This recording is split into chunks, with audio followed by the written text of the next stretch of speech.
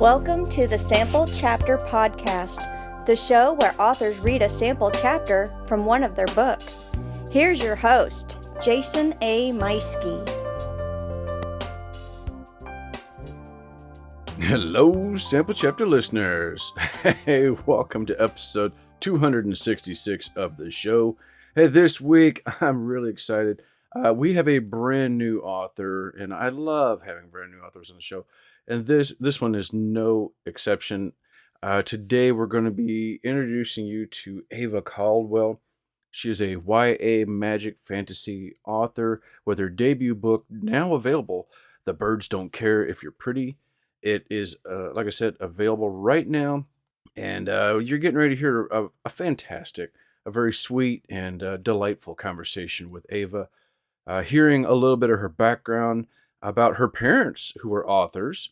We're talking about writing inspiration, writing rituals, and the benefits of dictation, along with so much more. It's a fantastic conversation, and you're gonna just love listening to, getting to know Ava. And I invite you to click those links in the show notes afterwards for not only her book but also where to follow her, so that you can be tied in for whenever she has something new comes out. Because I think you're gonna, this is an author you're gonna really want to follow after you hear all this. So, of course, next week she'll be back again with a sample reading from The Birds Don't Care If You're Pretty, and that's going to be exciting as well. But today it's the interview, and that's coming up here in just a moment. As always, don't forget to hit that subscribe button so you don't miss out each episode when I'm back with a new author and a new book, debuting on the show. The show is available on all podcast platforms, including YouTube. And we do have a social media presence on X, Twitter, Facebook, and Instagram, so you make sure you're following us there. I still like to go back in on Thursdays, do a little bit of a throwback Thursday, and typically I like to pick a theme, something to put in there, and see what I can come up with each week to go, because 266 as of today episodes, so I've had a lot of different topics, a lot of different genres on this show, everything you can imagine, from romance to horror to hilarity and weird westerns, in fact. So yeah, there's been a little bit of everything. So make sure you're following the show, and don't forget to tell us about your favorite episode. Whenever you do find a book that you enjoy, don't forget to leave a review for that author. That is the lifeblood to an author's working relationship to new readers. So, our lifeline, I guess I could say, however you want to put it. And of course, if you are so inclined, you can also leave a review on your favorite podcast platform. I guess Apple is the best one to do, just because that is by far still the most popular podcast platform out there. But I'm always happy if you want to leave a review wherever you listen, and give us a rating and review. Well, I am neck deep in working on Bandit 3 still. A little more than halfway done, and we're halfway through the month, so progressing nicely. Been in talks with my cover designer, and I'm waiting to hear back from him on what he's got as far as ideas and what that cover might look like. And of course, once we get something nailed down and we know what it looks like, I'll be sure to share that with you, and so you can see what the cover to Bandit 3 looks like. Well, hey, enough about me. Let's go ahead and hand it over to our interview with debut author Ava Caldwell.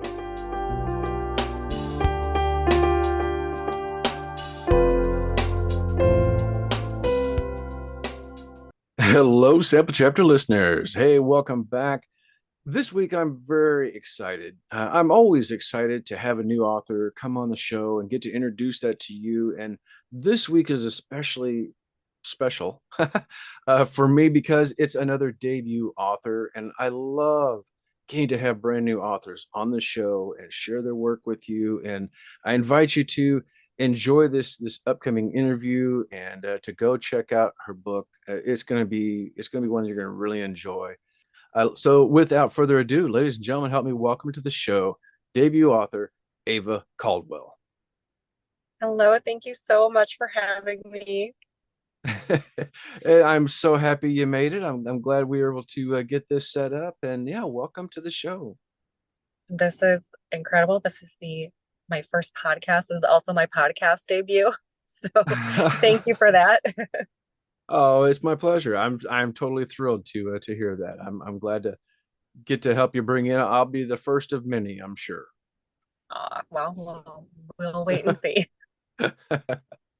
Well, so Ava, tell us a little bit about your background as a writer. Like what brought you to that stage where you're finally like, I'm gonna write this book. Well, both of my parents are authors. So I guess I would have to say it started way back, when I became aware of what my parents did for a living. And they were children's book slash YA authors themselves in the 80s and 90s. And so if you can picture like the classic, you know, teen YA 90s, like melodramatic cover of a book where it's the girl crying in the mirror like that, those are my mom's books. And so I grew up, my parents getting their shipment of author copies and, putting their books on the bookshelf. And I didn't pursue that as my major or anything like that at college, but I kept in the back of my mind, I love to write. I got a couple here and there, short story pieces published in different like literary journals. And I did a couple little short comedy pieces in the Belladonna and in Pointing Case. So I felt, a little bit of confidence based on those things. And I thought, okay, I think I could try a novel. Let's just go for it. And so it was a long process. That would have been about 6 years ago. Well, okay. And that's a common theme amongst a lot of beginning authors, including myself. It was an 8-year process for me between officially starting it, and then having it finally come to fruition. So you're in common company there. Hmm. Yeah, the time commitment is probably the biggest challenge when you're working full time, you have a family, and just finding time to write pretty much happens when everybody else has gone to bed and when you're staying up late and you're like, I know I should sleep, but this is my only time to do this, passion of mine. So Do you like to go to like a certain place in the house to write, or do you like just kind of write wherever, like sitting on the couch, or pull out a notebook or a computer? yeah, I do everything on the computer. And yeah, it's, it is a little bit of like a ritual. It's like, okay, lights dim, glass of wine, desk, and that's, what I do, and no one bothering me. Oh That's an my important goodness. piece. That would be amazing. I have forgotten what that feels like. Probably 85% of my writing is done sitting in my chair while my wife is watching reruns anymore. So Mm. I will say lately as well, because I working on my current work in progress.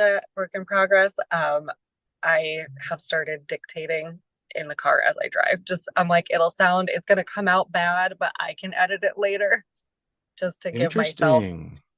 yeah. It Okay. kind of also forces you to keep going. You can't get writer's block because you're just speaking. You have to speak or it's gonna shut off. So That's a good point.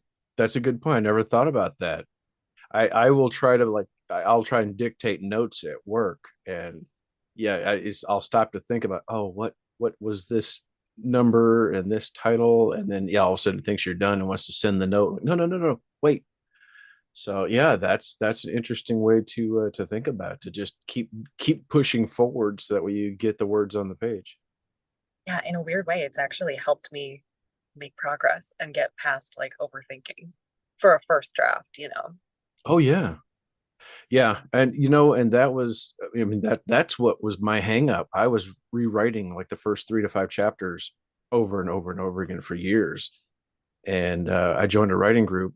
They invited me to do NaNoWriMo with me, and I finally was just like, I won't let anything hang me up. I'm just gonna keep going. If I don't know what I'm doing in this scene, I'll just jump ahead real quick. And that was the only way I got it done. But it was easier, Yeah, like they say, it's easier to edit than it is to write sometimes. absolutely. Yeah. No, I think that's a big, we all have our hangups and we think, oh, this sounds dumb, or like this word isn't right, but it's the first draft. It's going to change anyway. Exactly. So, what about how about some changes? Speaking of that, changes from in your book from that first draft to the finished project. Was there anything where that made you sad? You're like, oh my gosh, I have to cut this scene that I love, but it just doesn't work anymore. Um, I think I had started out trying to do more than two points of view. And then I realized like I really need to just stick with 2 points of view. Otherwise, it's just going to get like too muddled. We can't have, you know, three or four main characters. Like Mm. when, if I were ever speak with like creative writing teachers or writing coaches, they would say like, who's your protagonist? And I would feel like, well, I have at least two. And one writing coach was like, no, you can't have two. You have to have one. And I kind of still think I have two, but at least I don't have four. So I definitely pared it down to 2 points of view. Well, that's good. That's good. Yeah, and that's that, but that's unique. So, is it like protagonist and antagonist, or is it two different like heroes? Well, I think that something I really like about this book and something I'm very proud of is the roles switch. So one character starts out seeming like the antagonist, one starts out seeming like protagonist, and throughout the book, their roles change a little bit. Oh my, that's fantastic. And everybody listening, I mean, we should probably just dive into this. We're dancing around it, we're skirting the subject, but yeah, we're talking about Ava's debut novel, The Birds Don't Care If You're Pretty, which I love that title. That is really fascinating. Thank Um, you. and so yeah, so you've got these protagonists that kind of perhaps switch places throughout. That sounds awesome. Thank you. Yeah, so we have our protagonist, Valeria, and she is a little bit of a mean girl at the beginning. Not a little bit, she's a mean girl. Very much, high school bully, but happens to be a very powerful witch as well. Um, and then we have Gwen, who is doesn't have any magic, doesn't have any power, and is kind of her most preferred victim. She'll be, tormented by Valeria when Valeria gets bored and wants to make somebody feel bad. And for reasons that are not immediately apparent, Gwen suddenly develops magic of her own. What is she going to do with it? Is she going to use it for good, or because she's been mistreated for such a long time, why she doesn't know anybody anything? So why would she try and use it for good? Maybe she could use it to hurt others as well. So it's kind of, she has to grapple with like the morality of what do you do with power. Hmm. Okay. Wow, that is intriguing indeed. So now what I guess let's hear a little bit about what is the book about. So, I mean, I guess that you kind of said that there. Um, what is the overall arching story? Is it that search for what to do with power? That's part of it. So it's, I guess you would call the genre magical realism, or would you call it urban fantasy? Mm. It's a story where it takes place within our real world, but there is magic that is not, known about by like the general public. So it is a secret coven of witches that live in one small Northern Californian town. Um, and then there's this outsider, Gwen, and she gets drawn in because now she's got powers as well. And so it's kind of like they have no choice, even though they don't trust one another. They have no choice but to work together because she's a witch. And so her kind of birthright is to be part of this coven as well. And there's a love triangle piece. Who ends up drawn to one another is Gwen and Luke, who is the ex-boyfriend of Valeria. So who Valeria is still in love with. So not only does she join the coven, she's now involved with the guy that Valeria thinks is, the one for her. So that causes obviously more tension. Yeah. Oh my gosh. Yeah, I would imagine so. Um, Well, and there's several mysteries that, get kind of unraveled throughout the book. Obviously, why does Gwen suddenly have like powers? That's not something in this world. Magic is passed down through bloodline. So if she doesn't have magical bloodline, then why does she have this power? Or does she have a magical bloodline and we're not aware? So there's that mystery, and then there's someone or something is waging attacks on the coven, and we don't know who it is. And is it an outsider? Is it someone from within? Is it Gwen? She's new, and so people kind of mistrusted that everything was fine until she showed up. So there's questions that have to get answered. yeah. Dun dun dun. So I feel like I've done a chaotic job of explaining the plot, but that's the best I can do. that's all right. No, I And mean I'm like, it's don't do spoilers. Don't give away spoilers. right, right. Yeah. Oh my gosh. Well, as people are listening to this, the book will have just come out, so that way they can rush out real quick and find out like, okay, what is she talking about? I got to hear about these witches and to see what's going on and what are they going to do. So that'll be cool for people to click that link in the show notes and they can go and grab that. But so growing up in the household that you did with the books around you, was magic and fantasy something that just always appealed to you, or was that readily available, or did you ever feel like you wanted to write in a different direction? I did write in a different direction. My parents did. My dad did mostly historical nonfiction, like the type of books that you would read at the library in your school library. Like, I have to do a report on the country of Mexico, and then, oh, there's Mexico. Mm. So it was, yeah, he had a whole like contract with, the publisher of, I'm going to do, so many informative books on different countries or on different states in the United States, um, different wars, that kind of thing. And then my mom did those as well, but she also did it. She went with what the publishers told her was, kind of, this is what we're looking for. It's the early to mid 90s, and what is hot is girls who get horrible diseases and then recover. So she had like a whole series of, this girl needs a kidney transplant, but she's adopted, so we have to find her birth mother to get this kidney. And like, those were her books. It was like super high stakes, high drama. There's always a boy involved as well.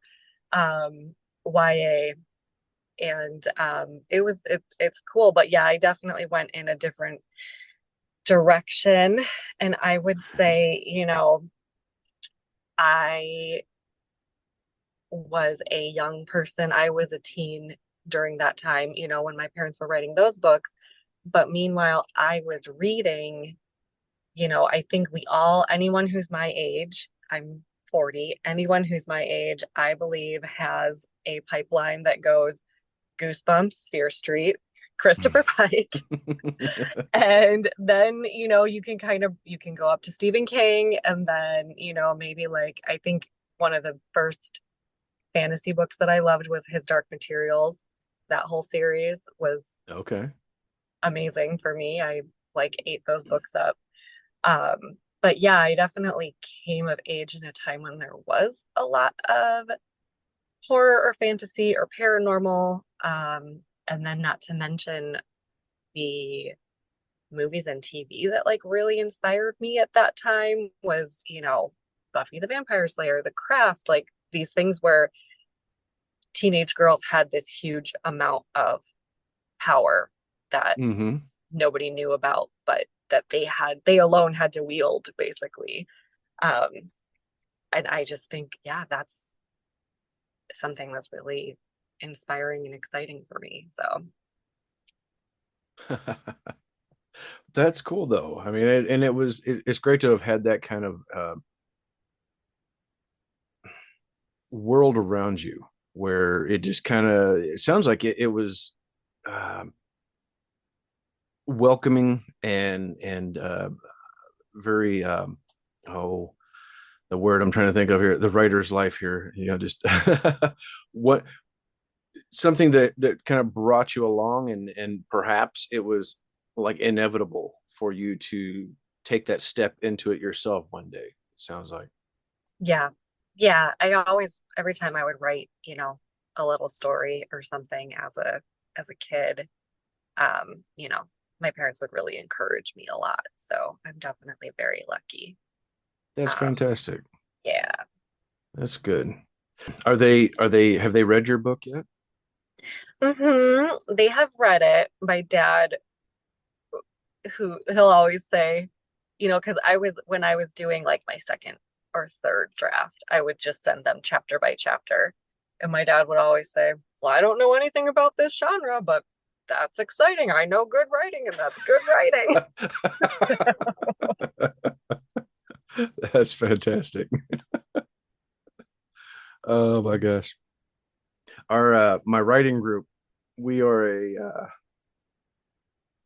widely uh widely written, I guess would be the best way to put it, where there are every genre you can imagine, from chicken soup for the soul to the worst horror you can imagine. Hmm. And it's hilarious to do a little bit of a reading amongst the group, like, hey, what do y'all think of this? And you read something out and you get everybody's opinions, and you get that kind of comment a lot, like, well, I don't really know anything about that kind of genre, but I mean, it's spooky. It's got me interested, and I mean, that's made me feel icky.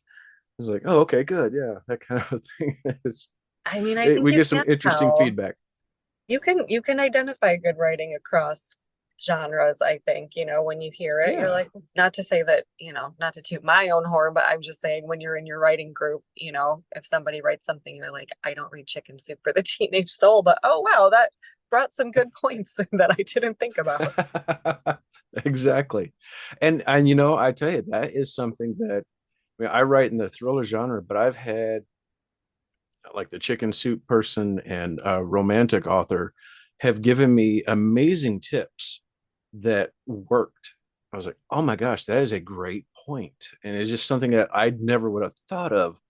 But you get that out of the box viewpoint sometimes. And they go, well, what about this? And it didn't really explain this part. And you're like, oh, you are right. That would be better. And it's fantastic to get that other point of view once in a while. That is awesome. So, well, I have a speaking of out of the box, I have a fun little wrap up question here, a little bit of a would you rather. Okay. So, all right. So your book comes out. It's a major hit now. Of course, as what's going to happen for all of us, the movie theaters start calling, and you got a movie deal. But would you rather have a movie adaptation that mangles your story to something that is unrecognizable, but you got a nice check, or would you just not rather not have a movie made at all? Oh my goodness. Okay. I think I want to say that I wouldn't want the movie made at all because I don't want it mangled. I'm also so curious because I do think it would be funny. Like I could see myself watching it and laughing if it's like super off because I am a big fan of terrible movies. That's like one of my hobbies is watching like the worst movies. Um, and so yeah, I mean, if they could make like a fabulously bad movie about it, I would be honestly flattered. And I would get that check. So Yeah, I guess I would take it. I agree. I agree. I think I would rather just let them go ahead and do what you want because hopefully, it'll still lead to more sales of the book, and maybe I can work with their the movie guy that's going to write the novelization of it, and like, yeah, here, let's throw some extra stuff in there that wasn't in the movie and just make it real fun, but still get that check. Let's get crazy. You want a flying car? Put a flying car in there. Who cares? That's right. It's a magic hamster that is spinning that wheel inside the car. Now it flies. So, oh my gosh, Ava, that's amazing. So, this has been a blast. Where can people find and follow you, Ava? I'm on Instagram at Ava underline Caldwell writes. So it's Ava underline and then Caldwell writes is all together. And then my book has a Goodreads page. And then it's listed on Amazon coming out September 1st. Fantastic. Yeah, so everybody listening, the book is available right now. So you can click that link in the show notes for where to find Ava and her books. And yeah, go in there and check them out and make sure you leave reviews after you read the book. Ava, again, this has been a blast. Thank you so much for joining us. And everybody, stay tuned because next week, Ava will be back again with a chapter from The Birds Don't Care If You're Pretty. Until then, take care, everybody. Thank you so much for having me.